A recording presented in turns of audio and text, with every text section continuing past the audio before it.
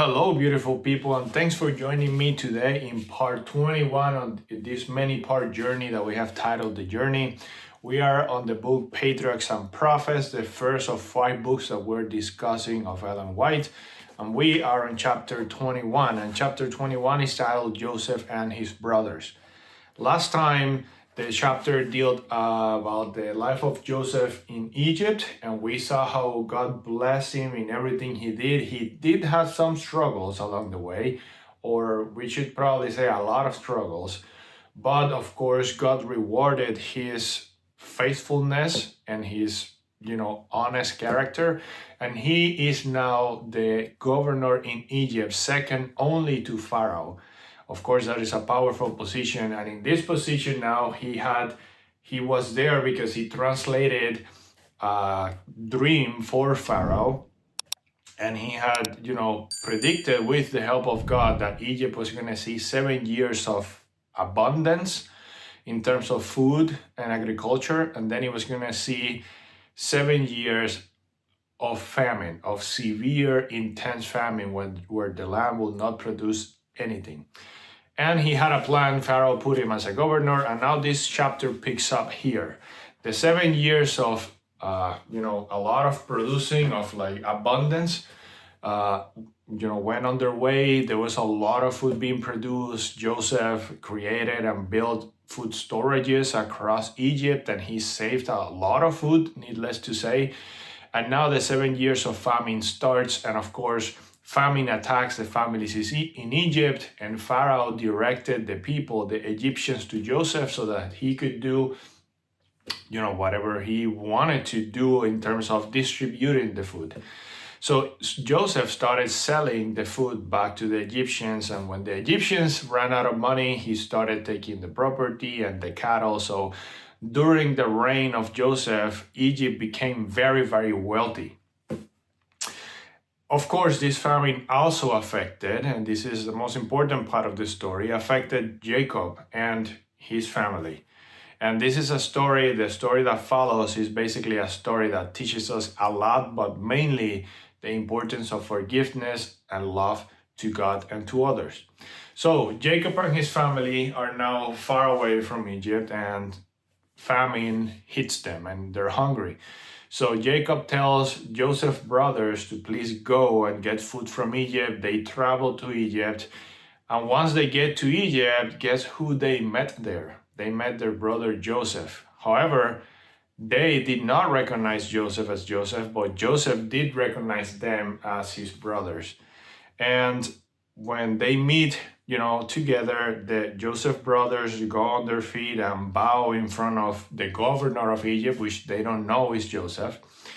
And this is one of those times where almost any human would be tempted to think that this is payback time. But this is not what came, to the mind of Joseph. Joseph, of course, cried. It was a difficult moment to see his brothers, and they didn't recognize him. But instead of, paying and avenging right away the evil that they had done to him, he decided to put them under a test. He wanted to test if these brothers were truly, had changed from the time that they sold him to the Egyptians. So he looks around and he noticed that all of his brothers are there except for Benjamin, which was Joseph's small brother, younger brother by the same mother.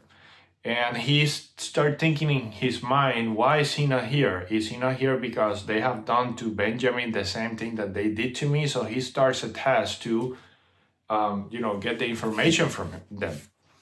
What he does is he, locks them in jail, and he says, no, you are spies. You're not here to buy food. You're here because you want to spy the land and see what we have.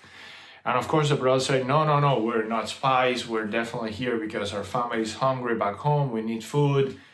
And because they told him, Joseph asked, do you have, another brother? And they say, yes, there's another smaller brother that stayed home because of our father didn't want to let him go. And Joseph takes this as an opportunity to say, okay, so you will prove that you are not lying and that you are not spies if you go and come back here with your small brother. There was a struggle between the brothers and Joseph, but eventually they resolved the struggle by leaving Simeon in Egypt in jail. Simeon was the head, the master head when it came to selling Joseph out. So he's now stays in jail, and then all of the brothers go back to Canaan to go, get Benjamin. Of course, they knew after what had happened to Joseph, they knew that Jacob was not going to let Benjamin come back to Egypt because, of course, he loved his son and he didn't want to lose him like he lost Joseph. We got to remember that these two were the children of Rachel, the woman that he loved and he wanted to marry, and he worked 14 years to get. So the brothers get back to Canaan. And Jacob, of course, as expected, he did not want to let Benjamin go back. There was another struggle in the family. They asked him to please let them go back with Benjamin so they can retrieve Simeon. Jacob says no. At this point, he had lost Simeon and he had lost Joseph. He didn't want to lose Benjamin. So everything stays normal. They just eat through the food that they have brought back from Egypt. And as the food once again starts running out. So Jacob has no choice but to let Benjamin go back with the brothers to Egypt to get food. So the brothers return to Egypt, and Joseph sees those brothers come back, see that they come with the small brother, and once again he weeps because that's his tiny brother. And here he decides to cast yet another test. So he invites them out to eat with him dinner. And at dinner, he serves Benjamin much more than he serves the other brothers. And then he's hearing them talk. And of course, he noticed at this time, we gotta remember, Joseph spoke Egyptian at this point. He also spoke Hebrew, but he spoke Egyptian mainly. And the brothers spoke Hebrew. And the brothers thought, they don't know Joseph is Joseph. So the brothers thought that the governor, that Joseph spoke only Egyptian. So they were talking in Hebrew, not knowing that Joseph understood what they were saying. And he did not get a hint of, revenge or anger towards Benjamin. So he decides to do yet another test. And in this test, he, gives them food so that they go back to their families. And as he gives them food, he hits one of the cups in the food bag that Benjamin was carrying.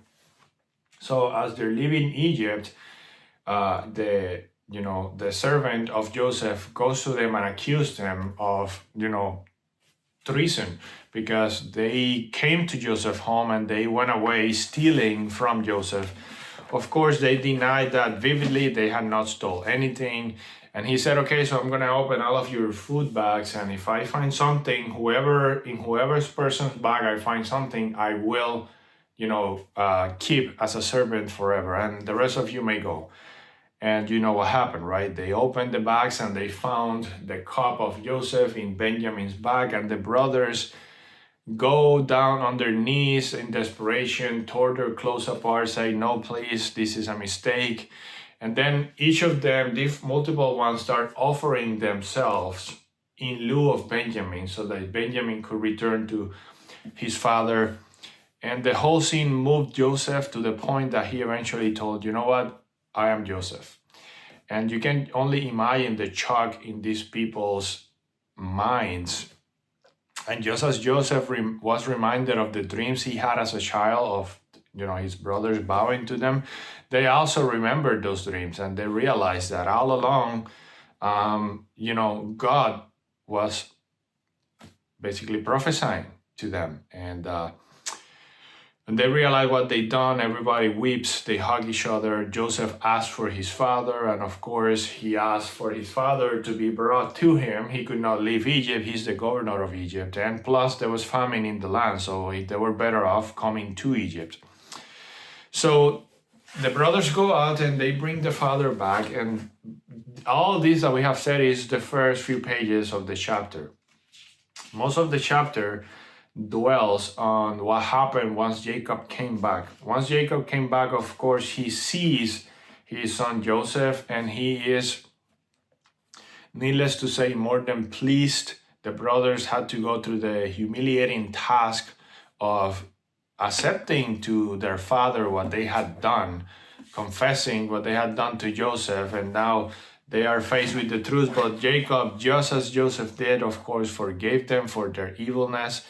And Jacob, really all he wanted was to see Joseph again. So they come back to Egypt. Jacob meets Joseph. They hug, and now they are in Egypt. And at this point, they had not multiplied too much, but we gotta remember that God had made a promise to Jacob and his descendants since the times of Abraham that they were going to multiply. And for this to happen, of course, they needed to be in a land that is prosperous and with food and whatnot. So Joseph asked Pharaoh for a land, and Pharaoh tells him, you know what? You have done so much good for Egypt that you can have the best of the land of Goshen. That is for you and your family, and you and your family can live there and dwell there. At this point, the family, this is relevant to the conversation of next chapter when we next talk. The family is now, all of Jacob's family is in Egypt, located in the land of Goshen, the best of the land, and we can say they were living tax-free. Because the position of Joseph, they had access to food and the resources that the Egyptians did not, because the Egyptians had to sell their goods in exchange for food. Of course, Jacob and his family did not need to do that. And again, this is relevant to the next chapter when we talk about Moses. But now Jacob is in his literally last few days, not few days, but few years of life. And here's a few lessons that Ellen White touches that I want to touch on. The first one is Jacob saw peace in his life during his last years on earth. So Jacob had lived a pretty tumultuous life. He had seen a lot of pain, suffered a lot of pain from his sons, from his family, from his uncle when he was working for his wife. He was cast out from his home. He never saw his mom and dad again. Jacob had a pretty rough life. But through it all, he decided to honor God. And towards the end of his life, God gave him what any person could wish for, a peaceful last few years on planet Earth with his family in a land that was prosperous, without, famine attacking them. And as they were in Egypt, he were able to see, his grandkids and grandkids. And, he saw certainly a lot. And it was a moment of peace for Jacob. And second, he had time to, connect with God and God revealing to him the future through the blessing that he was going to pass down to his sons as, he passes away. And we got to remember that of the sons of Jacob and of Joseph, Ephraim and Manasseh, God was going to, form eventually the 12th tribe of Israel. So the character that describes what the sons of, the character that described the blessing of God to his sons was going to be basically prophetically as to how the future generations of that particular son of that tribe were going to be. And Ellen White talks about the blessing that Jacob gave to his sons. And Reuben, of course, was the initiator of much evil, and Reuben lost his birthright. So instead of Reuben, Joseph, there's not a Joseph tribe, but his sons, Ephraim and Manasseh, they are part of the 12th tribe. So Jacob virtually adopted Joseph's son into his, so that they could be receive part of the blessing.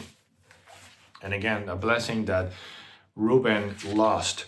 And then he talks to Levi. Levi had been faithful to God while many others hadn't. So Levi received the blessing of, eventually we know from Israel, or if you don't know, we will get there. The tribe of Levi were the responsible for the sanctuary and for carrying God's things, and basically were the ministers of Israel.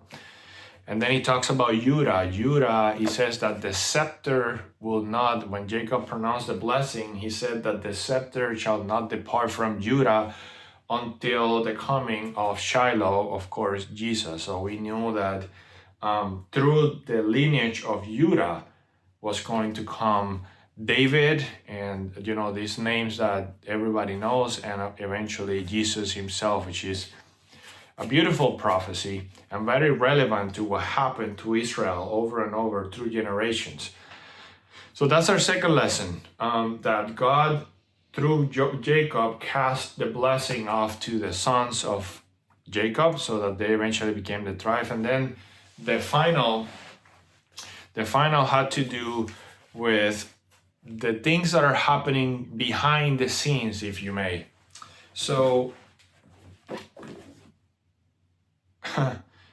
how to explain this? In the grand history, in the grand theme of history, there's a play and a counterplay, and we have to see the stories in the Old Testament as God making a move, and then Satan, the enemy, making a move. And in this particular case, this famine was a plot behind the scenes of Satan to destroy Jacob. And of course, Satan had tried to destroy his family before. He had cast out Joseph away, but God, through the mud and through the take, God is like playing, and Satan is counterplaying to the scenes that we see on the stories themselves. And I'm not gonna go too much into details, but for every play that Satan makes to try to destroy God's people, God is playing in the background for the benefit of his people.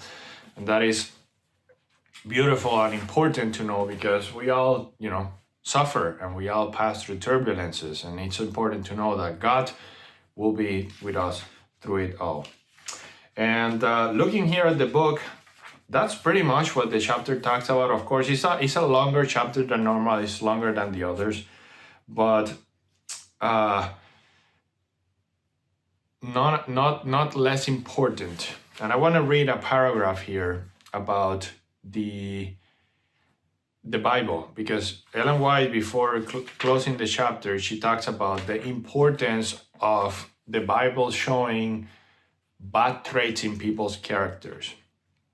And it says, inspiration faithfully records the faults of good men, those who were distinguished by the favor of God. Indeed, their faults are more fully presented than their virtues.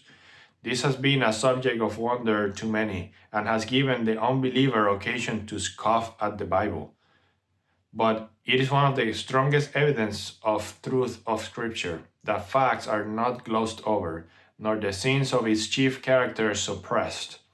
The minds of men are so subject to prejudice that it is not possible for human histories to be absolutely impartial.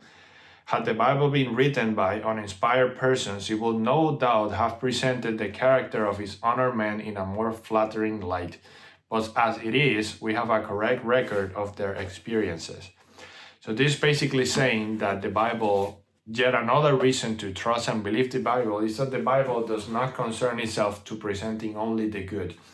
In the Bible, there were men that did horrible things, that did horrible deceivement, murder, lying.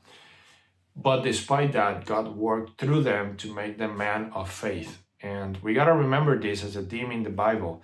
It's not all peaches and cream, it's not all beautifulness. And that is why we can trust the Bible, because it's not meant to paint anybody in a light that is none but what actually happened. And the Bible is not afraid of presenting the bad traits of people, and also how God, through those bad traits, worked for his purpose. So there it is, Joseph and his brothers. Few lessons. Let's summarize here. The first, God is in control. The second, God knows the future, and God knows where we are all heading and going. This is, described by the dream that Pharaoh had. Of course, God never forgets his and always keeps his promises. A few chapters ago, when he talked to Abraham, God had said that his people, that Abraham's descendants were going to be slaves in a land for 400 years, and now we're here. Now we're in that land in Egypt. And the next chapter that we see in this is the chapter of Moses in this book and in the Bible too. Meaning, this is where the people of God really multiplied and suffered what they suffered before God took them out. That again is our next chapter. So, and yeah, I hope you enjoyed this discussion. Thank you for joining, and I'll see you next time.